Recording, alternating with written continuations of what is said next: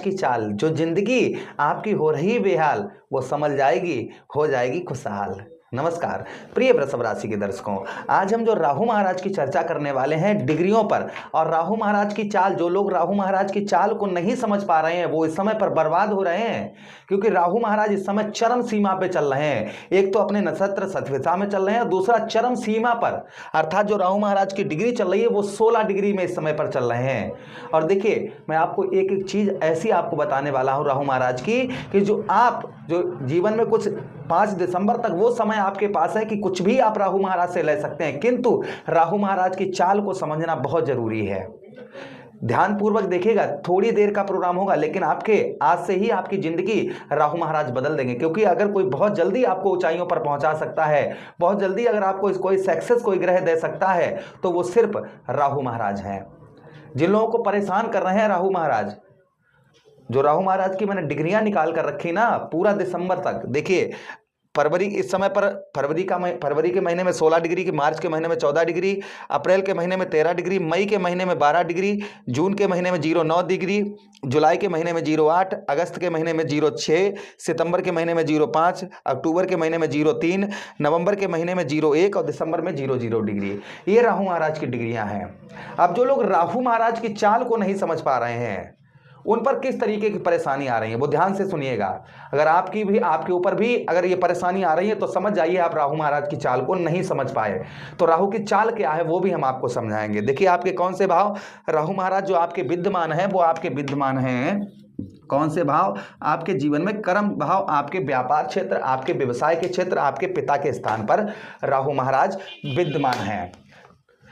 क्या क्या प्रभाव बना रहे हैं ध्यान से सुनिएगा। पहली चीज, दसम भाव में होने के कारण कर्म का फल, अर्थात आपके मेहनत का फल, जो आप रात दिन मेहनत कर रहे हैं, जी जान से मेहनत कर रहे हैं, किंतु उसमें आपको सफलता प्राप्त नहीं हो पा रही है। यानी उस कर्म का, मेहनत का फल, जैसे आज कोई आपने सुबह से शाम तक कार्य किया, कल भी किया, 1 महीने 6 महीने लगातार हो गए, लेकिन उसका रिजल्ट आपको नहीं मिल रहा, मेहनत जिस तरीके से कर रहे हो उसका आधा भी नहीं प्राप्त हो रहा, तो समझ जाइए राहु महाराज का प्रभाव अशुभ, राहु महाराज की चाल आप नहीं समझ पा रहे हैं, अर्थात कर्म का फल नहीं प्राप्त हो रहा है आपको। दूसरी चीज, व्यवसाय के क्षेत्र, व्यापार के क्षेत्र में आपको बहुत ज्यादा घाटा हो रहा है, व्यापार अच्छा नहीं चल रहा है, व्यापार में कोई भी लाभ नहीं हो रहा है, तो राहु महाराज का प्रभाव। आलस्यपन, निद्रा, यानी कि थोड़ी देर काम करने के बाद अचानक से आलस्यपन, कहते हैं छोड़ो अभी बाद में कर लेंगे। आलस्यपन अर्थात आप अपने कर्तव्य का, अपने धर्म का पालन नहीं कर रहे हैं, अपने कर्तव्य का पालन नहीं कर रहे हैं। आलस्य किसको कहते हैं? आलस्य उसको कहते हैं जो धर्म का पालन ना करे, उसे कहते हैं आलस्य।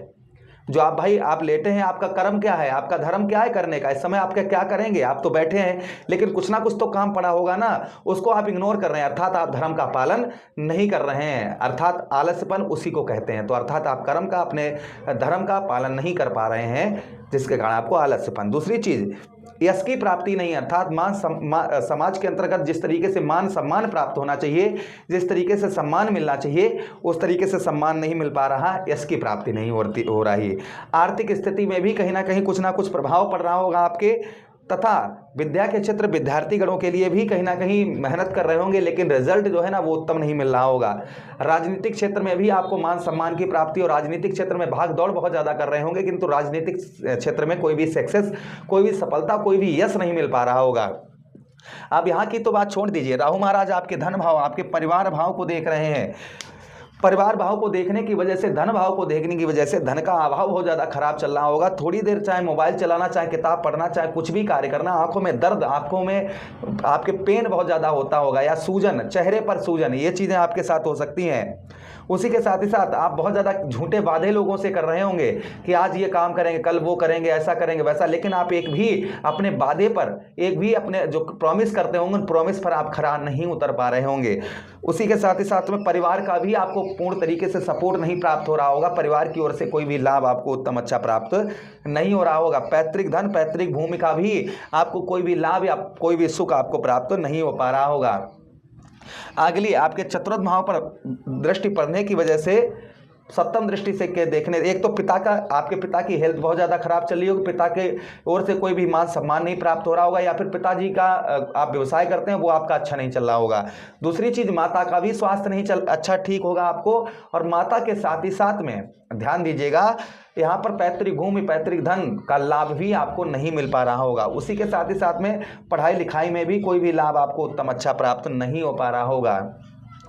कोई भी सुख, आपके भौतिक सुख साधनों में आपके कहीं ना कहीं परेशानी, आपको भौतिक सुख साधनों का लाभ नहीं प्राप्त हो रहा होगा, सुख नहीं प्राप्त हो रहा होगा।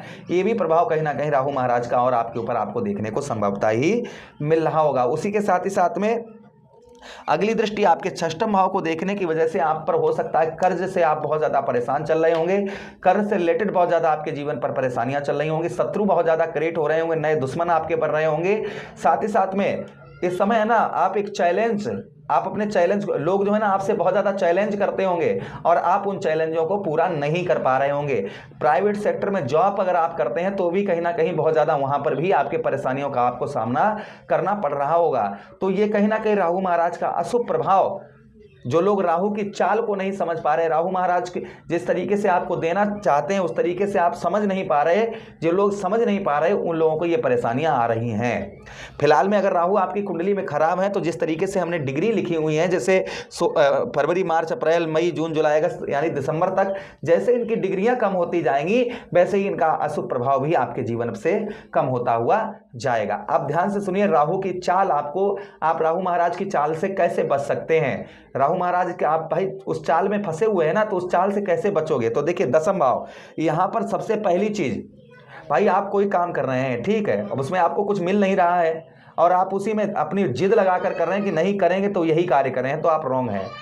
आप वो कार्य करिए जिसका फल, यानी कि चट मंगनी पट ब्याओ हमारे देहात में कहते हैं। तो यहाँ पर कोई भी कार्य करिए तो उसे ऐसे करिए कि आज शाम तक मेहनत करें तो शाम को अच्छा रिजल्ट प्राप्त हो और धन भी हमको प्राप्त हो और कर्म का मेहनत का फल भी प्राप्त हो। अब जहाँ पर आप कर रहे हैं वहाँ पर भाई आप जिद अपनी पकड़े नहीं, हम तो यहीं पर करेंगे, तो ये आप गलत कर रहे हैं। मैं ये नहीं कह रहा हूँ कि आप बहुत दिनों से कुछ बड़ा कार्य कर रहे हैं उसको छोड़ दीजिए, आप दूसरा कार्य शुरू कर दीजिए। आप कुछ भी करिएगा थोड़ा सा ध्यानपूर्वक करिएगा कि हाँ हमें किस में ज़्यादा लाभ होगा, इस चीज़ का ध्यान दीजिए। इस चीज़ का अगर आप ध्यान देंगे तो राहु महाराज आपको सुफल देंगे ही देंगे। व्यवसाय के क्षेत्र, व्यापार के क्षेत्र में अंधा सौदा मत कीजिएगा।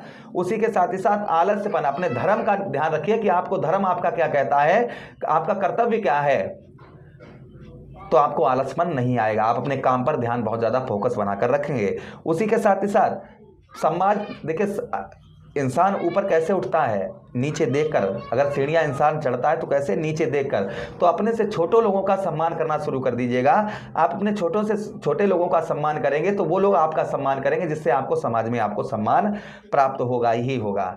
तीसरी चीज आपको बता दें यहाँ पर कि आर्थिक स्थिति, जहां पर 10 रुपए का खर्च है वहां पर 5 रुपए का प्रयास करिए। और दान पुण्य, ये जैसे माह का महीना चल रहा है, हमारा गौशाला है, गुरु जी का मंदिर है, गुरु जी का यहाँ पर मंदिर में कार्य चल रहा है, तो आप दान दक्षिणा करना चाहें तो जैसे हम ये नहीं करें हमको ही करिए, कहीं भी कुछ पुण्य दान करते रहिए, जिससे आपको अच्छा लाभ राहु महाराज का मिलेगा। परिवार से आपको अच्छे अपने संबंध बनाकर रखिए, जितने अच्छे हो सके उतने अच्छे संबंध बनाकर रखिए। ज़्यादा देर मोबाइल चलाना, ज़्यादा देर टीवी देखना, ये चीज़ें छोड़िए, अपने काम पर ध्यान दीजिए। दूसरी चीज़ यहाँ पर कहते हैं कि ना, ज्ञान घटे नरमूढ़ की संगत, अब बुद्धि घटे अति भोजन खाए। तो यहाँ पर ये नहीं कि सुबह से लेकर बस खाने पर ही ध्यान है, यहाँ पर भोजन आवश्यकता अनुसार करिए और काम पर ध्यान दीजिए, तो राहु यहाँ पर उत्तम अच्छा लाभ आपको देंगे। ये राहु महाराज की चाल है जो आपको भ्रमित कर रहे हैं, आप इनका उल्टा विपरीत निकालिए। जो हम आपको बता रहे हैं ना, यही राहु महाराज की चाल है जिसमें आपको राहु महाराज बिंधा रहे हैं, जिसके कारण आप आगे नहीं बढ़ पा रहे हैं। तो ये राहु महाराज की चाल को समझिए।